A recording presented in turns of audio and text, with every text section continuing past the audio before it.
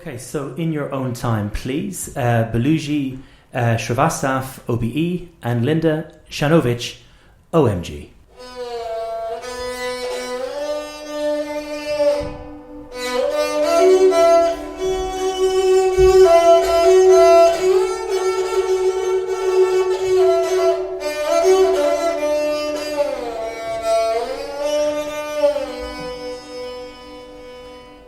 He's my brave boy with sparkling eyes, and I love him till the day I die.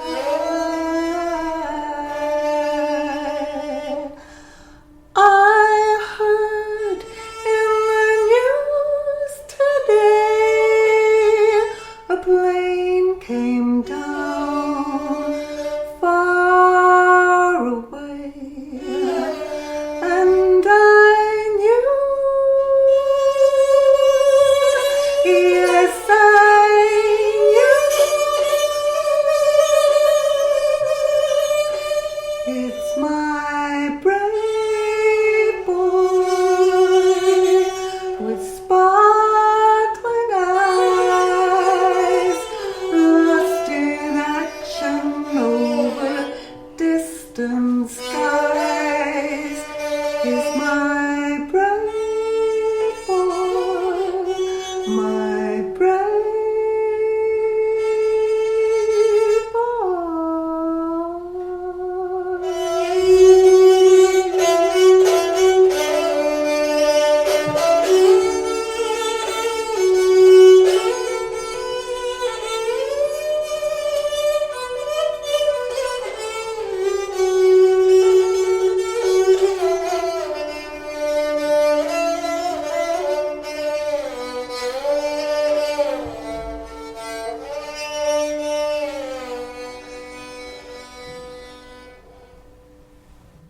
Oh, I mean, how do you follow that? That's absolutely stunning.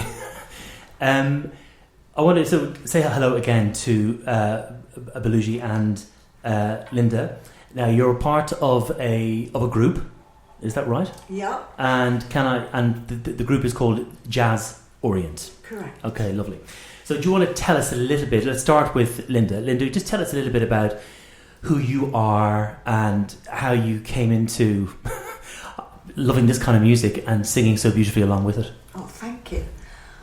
Well, I've been writing songs since I was a child, and I met Baluji in Paris when I was studying and I wanted to learn Indian music.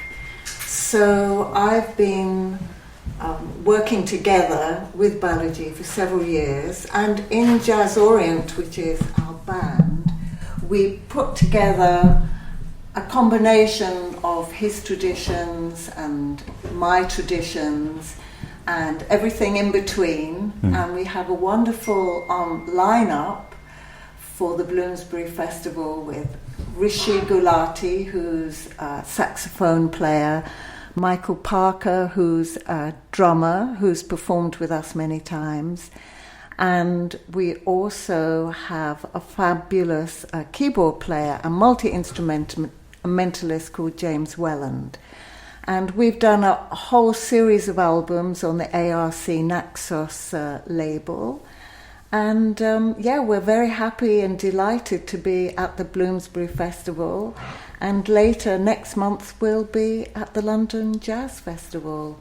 So come along and hear us. I find it really interesting listening to that piece you just did, because I'm not a singer by any stretch of the imagination, but I do like to sing. And I actually find that we're going to discuss the instrument and we'll have the conversation with Belushi about what that instrument is. But it's quite a difficult instrument to sing along with, in my mind, because do you know what I mean? The notes aren't like the notes of a guitar or something, which are a bit more kind of maybe musically friendly to the ear. So you've got to be such a proficient singer to be able to sing along with that instrument. I mean, it was extraordinary. And also I like the idea, your singing is quite modern, sitting along with a very traditional instrument. Talk to me a bit about that. Well, I suppose for us, the essential goal is feeling. And if you have the melody fixed in your mind, then you respond to the feeling of the instrument, and the essential thing is to listen very closely to each other. And I mean, obviously Indian instruments are modal instruments. There's a lot of microtones that are brought out in the playing that we don't have on keyboards, for example. But I've been studying Indian vocal with Balu, and although in this particular song I'm not using any obvious Indian techniques, I am used to listening to those techniques, which allows me to naturally respond to the Dilruba. Yeah.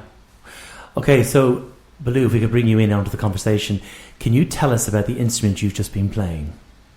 First of all, hello and namaste to everyone. Thank you. And yes, it's a beautiful instrument called Dilruba.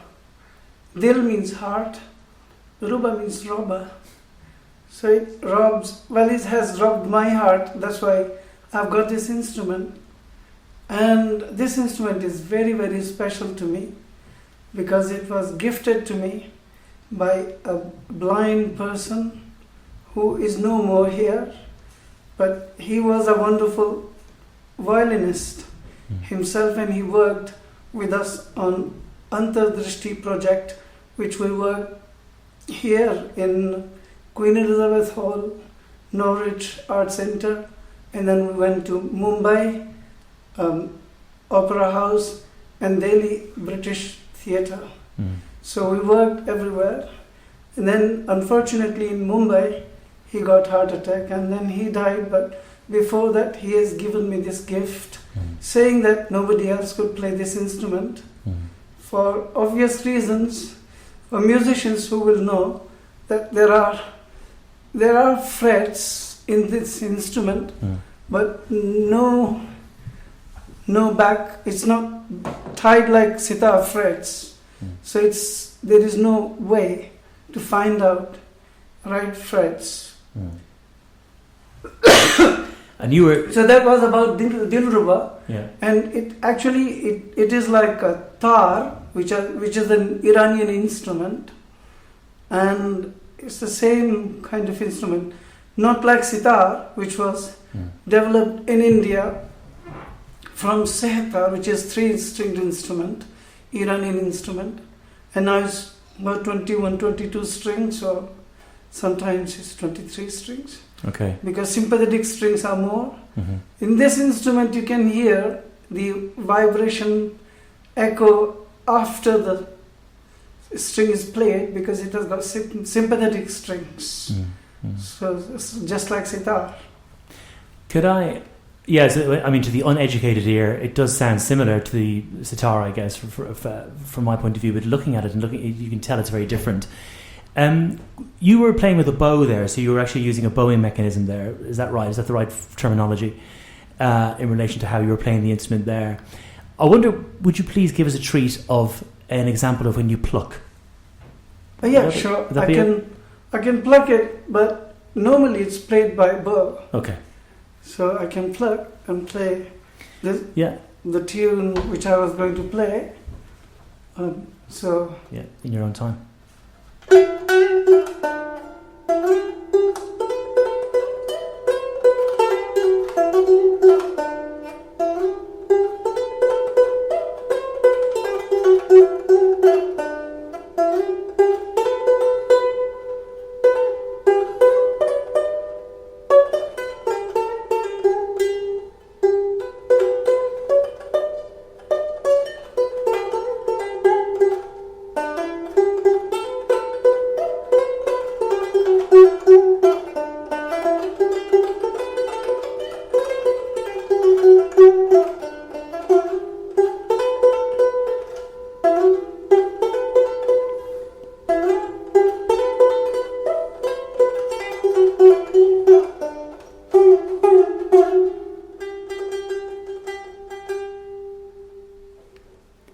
When did you first discover your love for music? But was it a very young age? Was My mother used to play harmonium, and she tried me to play harmonium when I was 3. Before that, I used to also sing so-called nowadays Bollywood. It was just film songs, gramophone records, scratch sound, plus I used to sing Indian film songs. So, by first time, my father discovered that I could be a great musician. When I was 3 or 3.5 years old, I was on the train, and people generally in India believe that if one is blind, you should definitely sing. Because of the Mahatma Surdas, who used to be in the 16th century, he has written a great book, Sur Sagar, which has got lots of poems, lots of bhajans, and he was totally blind. So I was asked to sing, and I sang a song, Bhagwan tujhe main khat likhta, par tera pata malum nahi. God, I could write you a letter, but I don't know your address. And if I knew your address, I would be there. And everybody some people cried, some people picked me up from one end of the carriage to the other end of the carriage. And that's when my father discovered that I could be a great musician. He took me to a temple where first time I saw drums, and I played with their kirtan, with their bhajan, and they were all surprised that first time I get drums and I can play. The same thing happened when I went to Gwalior Blind School first time, and I used to play harmonium, but they gave me to play taisya koto, which is a Japanese instrument. In India we call it banjo. And I played for 6 months, and after that Queen of Gwalior came to our school, and she gave me first prize. And that's how, and I got sitar as well, this way. When I was 8 years old, I was playing this orchestra, and my hand went to the beautiful instrument. It had flower design, so I was very attracted to it. And I asked my teacher, he said, no, you can't have it. You are too small, sitar is too big. And I said, well, so what? I cried, and he gave me, because sitar was tuned already by someone who was playing. So I played film songs, and he said, oh my God, you can do that? Okay, sitar is yours. Forget the banjo, anybody can play. So sitar, very few people can play. So it's you, not him. So that's how sitar came with me. So that's how it happened to me. Yeah. And how many instruments are you actually proficient in? Is it many? Sorry? How many instruments do you... How many instruments? I just don't know, because I just think if I can play do, re, mi, fa, sol, la, ti, do and any instrument, or tabla syllables, da, din, takita, da, tirgada, tirgadik, takita, din, then I can play any instrument. So at the moment now I'm trying accordion. You can't play the didgeridoo though. Oh, I can. Now I can play, since I've learned the technique.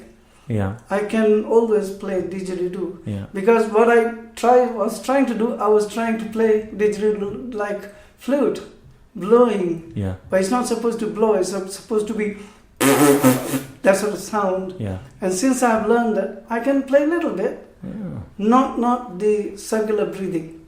Maybe the triangle. We'll give you a challenge. We'll give you a challenge with that one.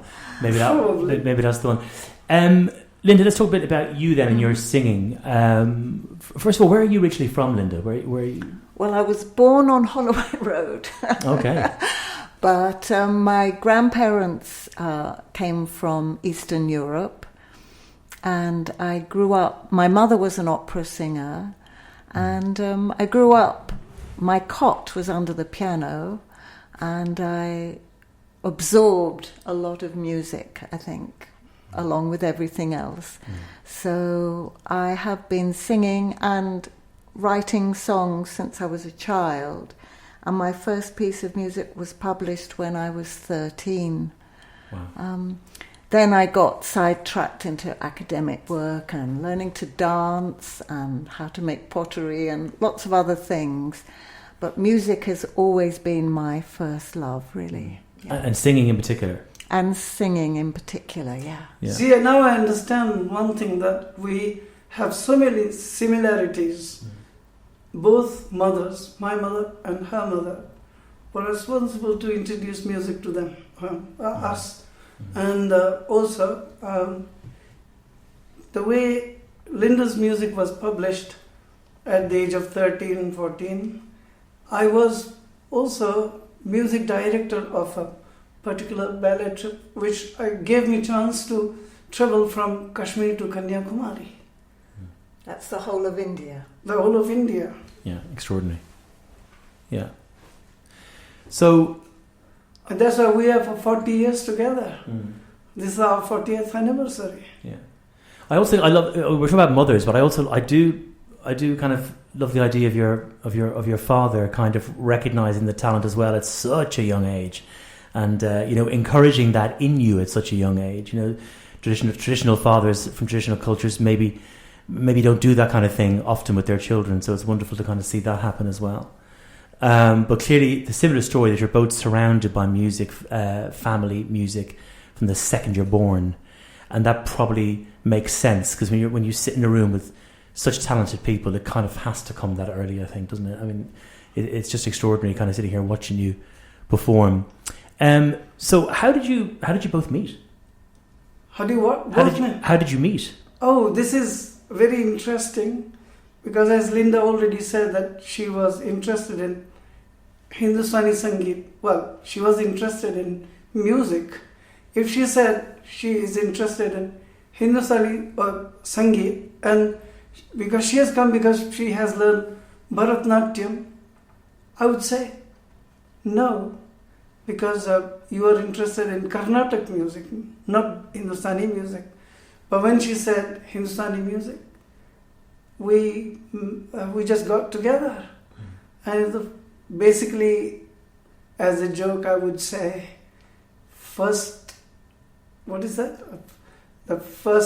my love is at the first bite. So you formed a group together. Was it always Jazz Orient, or did that kind of evolve? Well, you can see. She is the jazz and I'm the Orient. Yeah. And that's how the Jazz Orient name came. But we did lots of different kinds of music. When we met in Paris, they invited us to a school where they were teaching opera, and we did a reinterpretation or reimagining of a piece by Purcell. So we have explored different combinations. Also, you did a piece by Rabindranath Tagore from Gitanjali. Yes, yeah, we did that at the Nehru Center. So we did so many different things. And I am originally an Indian classical musician, but with Linda, I have learned that there is some other music rather than strict classical music. I mean, Indian classical music is not strict anyway, according to comparison to Western classical, because it's not so much composition based. So Indian classical music is 95% improvisation, 5% there is outline of couple of stanzas, and you play them, and then you improvise. But improvisation has to be in a particular frame, and that frame takes a long time to understand, because it has not only simply do, re, mi, fa, sol, la, ti, do.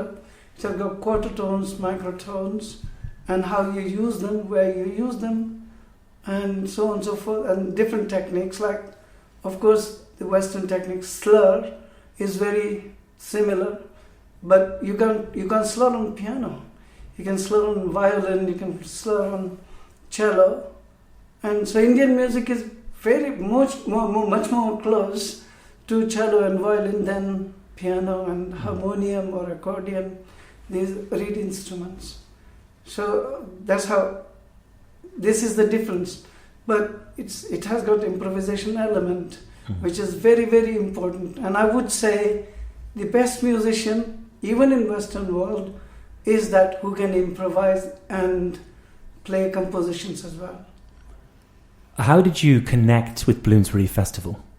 How did that come about? Well, we have a charitable organisation called the Baluji Music Foundation, and we were connected because we're based not far. We're based in Highbury, and we were involved a couple of years ago. We performed, didn't we? Yes. There, and so that's how we established a connection. And we're very happy to come back and play again. Yeah. And I also wanted to say that in this group and in this performance, I'll also be playing percussion, but I'm playing percussion derived from Indian dance, where we have 100 bells on each leg, and we do a lot of rhythm patterns with our feet. So I'm adding a little bit of that into the mix. Yeah, well, that makes more people want to come and see, you see, because you're adding those little extra bits, extra ingredients into what's going to be something absolutely wonderful. So this is happening on the 14th. It's happening between 7:30 and 8:30 p.m. Holy Cross Church. I feel like I'm telling you this, you already know this, but I'm telling the listeners really by default. Holy Cross Church on Cromer Street, October the 14th. Tickets are very reasonable, discounted £10, £15 non-discount. And what an extraordinary thing to be able to come and witness. Are there any particular themes that you're focusing on for this particular... I mean, obviously there's the jazz and the Orient, but are there any particular... Connecting with the theme of Grow, I guess, which is the theme of the festival, is there a narrative running through these performances?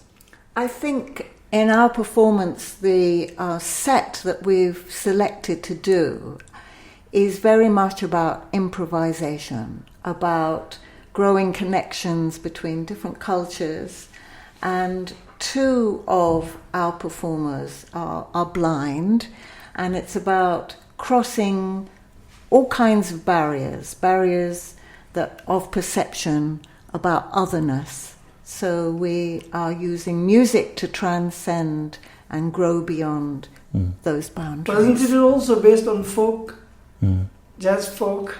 Yeah.